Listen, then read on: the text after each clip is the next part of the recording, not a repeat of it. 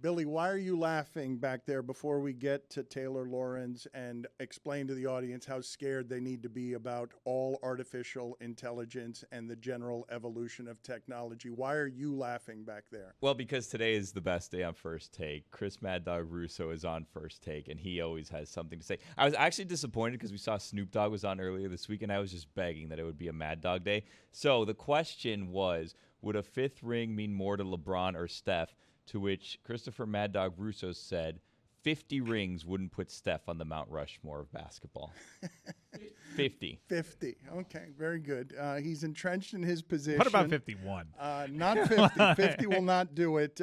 Taylor, thank you for being on with us. I should tell the audience she's a technology columnist at the Washington Post, probably the foremost journalist covering the culture of social media. She's the author of the forthcoming book, Extremely Online, The Untold Story of Fame, Influence, and Power on the Internet. Thank you. Appreciate your expertise.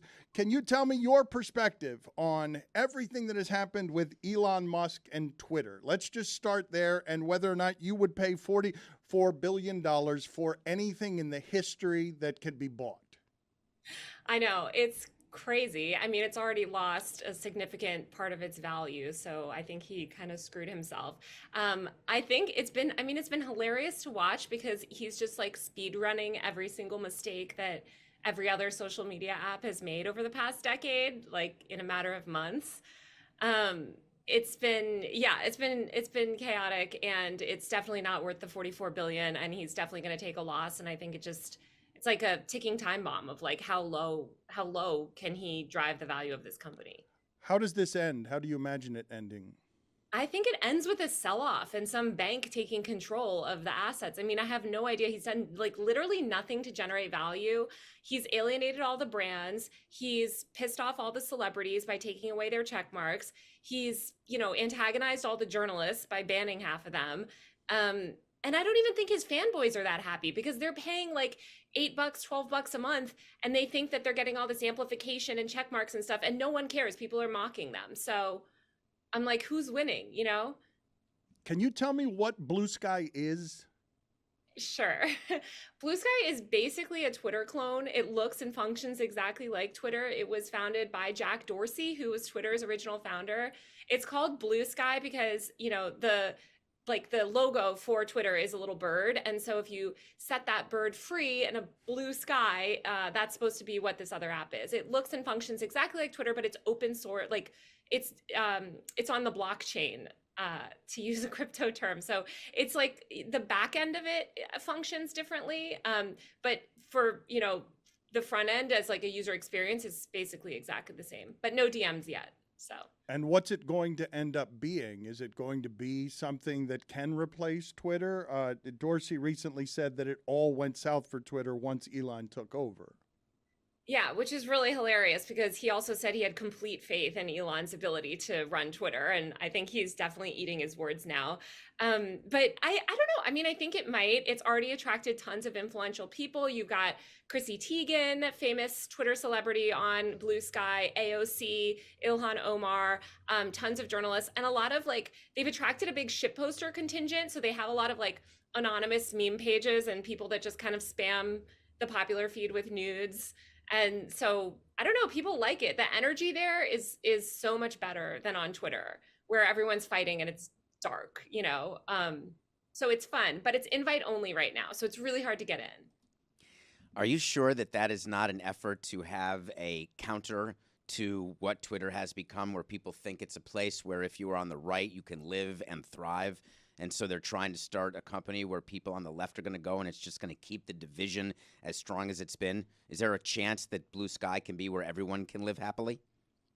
Yeah, I think so. I mean, I think what happened on Twitter, it's just a confluence of so many messy beefs, politics aside. I think the whole algorithm and the way that the site is set up to function, it makes you want to fight. And I think there's a lot of people that are a little bit sick of that and they want to start fresh. I mean, I saw people on Blue Sky saying we squashed the beef, we're leaving all of our blocks, from Twitter, we're starting over, basically. We're giving people a second chance. Like, let's see how this goes. So I think, why not? I think it'll end up replicating a lot of the problems that Twitter had? Yes. I think eventually the conservatives are going to come on there and, they're going to start fighting. We saw Matt Yglesias, who's kind of more of like a centrist pundit, just get dragged. But, for now it's fun. Billy is a fearful creature, and he mocks that I fear the future of technology. I don't know where you are, David, or how actively you fear all of these evolutions that I believe will allow the robots to take over. Taylor, just so you understand the level of fear that I have, we're talking about AI and what's going on. Like, how do I know that you are not AI? Oh my God. I did see that you can basically clone yourself on video on AI recently, and like it uses your voice and everything. But I'm not AI. I'm that's real. what you would say. It's what an AI would say. Yeah. True. Well, look, I mean, I don't think I'm Can you smart do enough. me a favor? Unconvincing. Prove you're not Unconvincing. AI Yeah, by it's not clicking this working. image of a bus and just click all the squares where all the No, buses but I are. feel like her story has fallen apart already because Yeah. we just asked her to and she couldn't do it. We asked her, click on the 3 things that are a crosswalk, and she short-circuited. I'm spinning out. Touch the yellow think books behind you. There's always something a little uncanny though right now. Like we're not 100% there yet. Like you're able to tell. And let me tell you something about, everyone freaking out about the deep fakes and everything. This was a huge concern with Photoshop. You guys remember the freak out that people had with Photoshop? Like, oh my God, how are we going to know if an image is Photoshopped? And yeah, some people can't tell for sure. But like there's a general public understanding of what it means when something's Photoshopped. And I think there's going to be a general public understanding of something that's AI generated. Billy, do you want to press her? Because she did not, she pretends she didn't hear your question, but she might be AI and she might not be able to actually pass the test. I'm you not have. convinced. I think you're a bot. And Yeah. Simple, please he- touch the yellow book. he asked you Yeah. to touch the yellow books behind you. Yes. She's had time to take AI it knows off. how to touch a book. That's touched the blue. blue That's one. blue. She That's touched the blue. blue one. She touched the You blue touched one. the blue one. Bot! She touched the blue one. Wow. Let's see if I'm we. a little colorblind, so AI wouldn't be colorblind. What is, Yeah. David, your greatest fear when it regards artificial intelligence? Yeah, I actually have no fear because I love the efficiency of it. I think it's going to be way better, way easier. Where Okay. it shouldn't matter to us whether she's real. It should matter to us what she's saying, or what it. Is AI it, or do you take on the pronoun of who it's the AI of?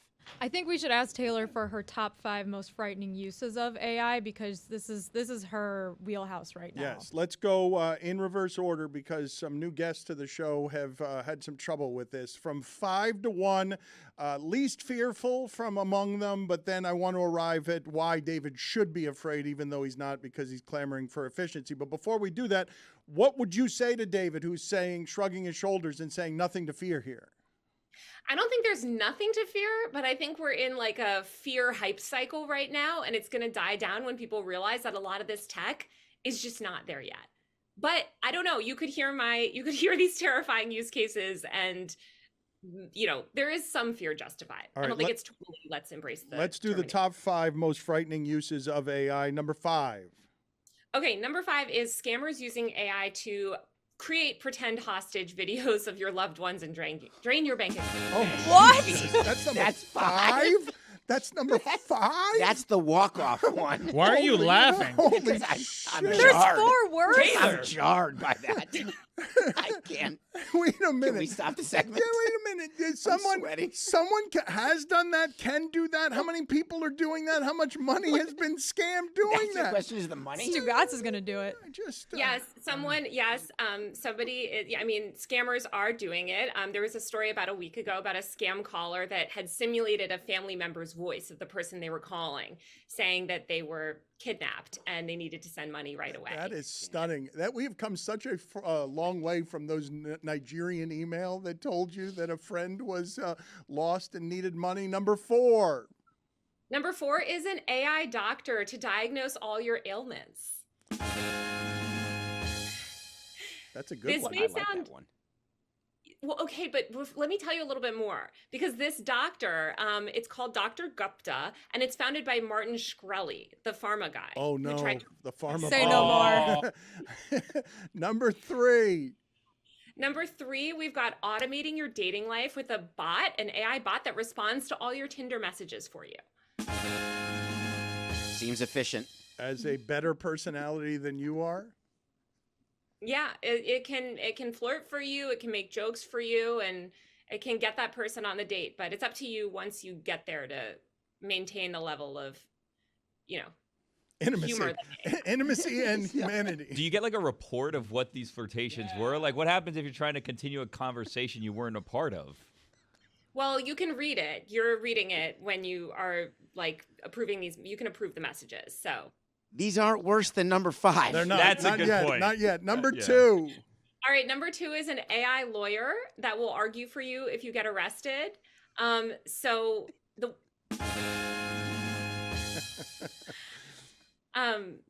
the way it would work is a little complicated. Basically, the way they want this to go down is the person challenging a speeding ticket or something small would wear smart glasses that both record court proceedings and dictate the responses to the defendant's ear from a speaker.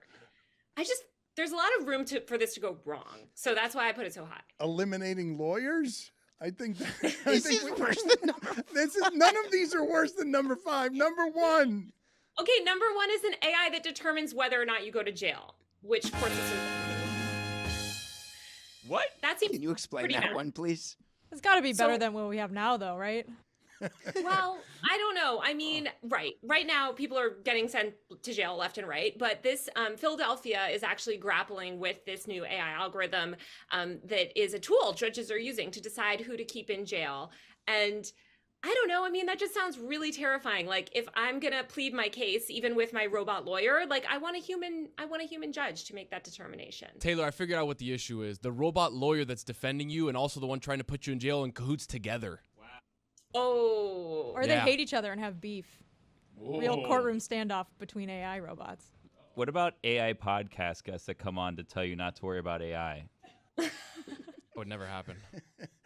I think when she says it's terrifying to have AI as a judge, I think Jessica is right. When I'm guessing that black people look at our present system and say AI might be better than the one we've already got. Might not be. Might be more Well, racist. AI is like, I mean, the criticism of this one in Philadelphia is that the AI is like notoriously racist. So's America's justice system. Thank you, Yeah. Taylor. Good talking to you. Thanks for having me.